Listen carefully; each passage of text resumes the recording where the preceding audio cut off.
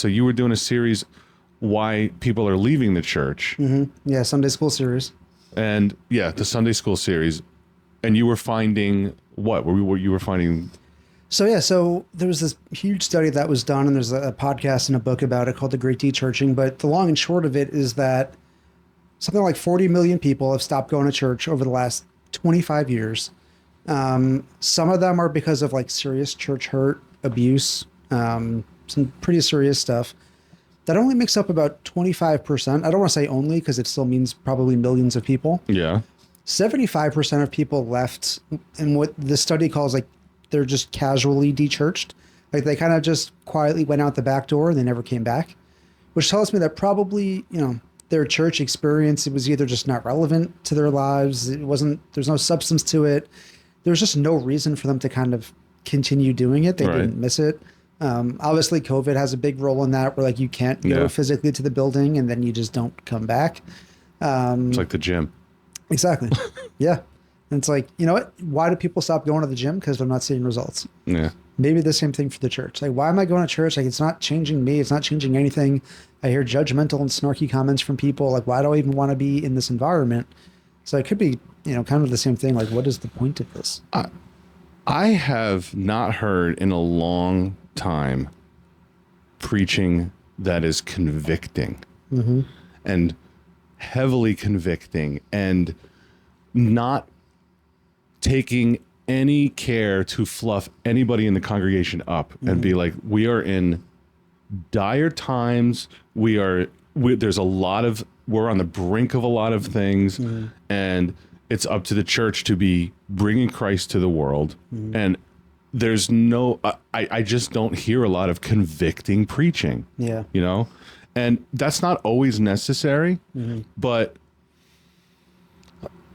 I've been kind of like church shopping, and I shouldn't. I should be going to yours.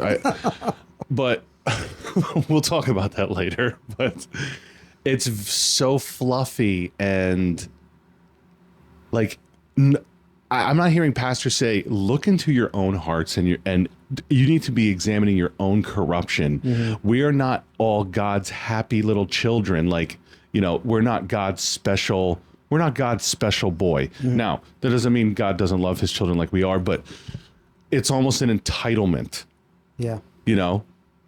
We're God's special boy. We're God's special girl. Here we are. It's a little pat on the head. Yeah. Yeah. It's like, listen, God has a wrathful side, especially to his followers, and I don't hear a lot of preachers banging into that because if that was happening, our culture would be shifting, and it's not. It's getting worse, and it's getting more degenerate, and it's getting, Yeah.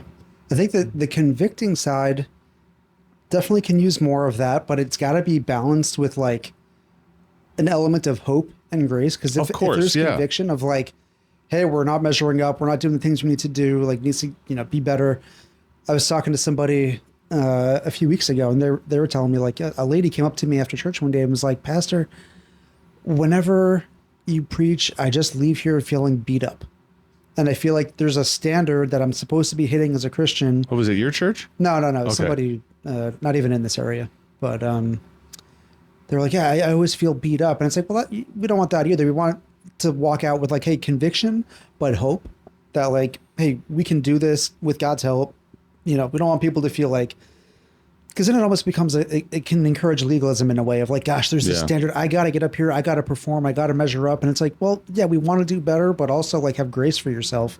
It is a difficult balance though, because if you're just all grace constantly, it's like, you're great. You don't need to change. You don't need to improve. You don't need to be formed more into the image of Christ. Right. You're just good. You just stay. Like there needs to be a push. It needs to be challenging, but there's got to be an element of like hope, I think, at the end of it, because everything else in the world, like there's not a lot of hope. No, there's not. I agree with you. I agree with you to an extent. I'll say this. And when I say convicting, I don't mean like beating people up. You know what I mean? But there needs to be a push for more people to individually assess themselves. Yeah. And really put themselves against Christ and say, am I living a Christ, like, you know what I mean? Yeah. And I just think the church avoids a lot of that.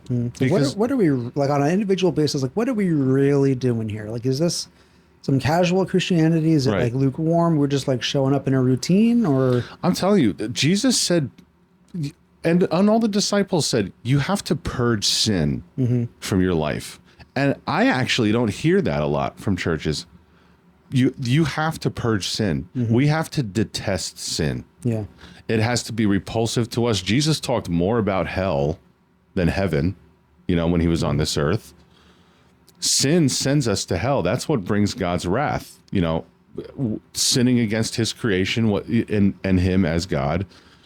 And I do eventually want to get into this debate. I won't get into it now, but what hell is, the concept that people think hell is and what it actually is biblically. But Christ and the disciples say, turn from your sin, stop sinning, go and sin no more. And I think in this country, there's a lot of comfort in the little sins we do, and I'll say, I don't take my sins seriously. The little stuff that becomes habitual and takes time away from like pursuing Christ or whatever. yeah, I struggle with that. Yep. And I'm going to assume that most people do. But I think in this culture, we're comforted in our sin because we're told it's not that bad. Yeah. You know what I mean?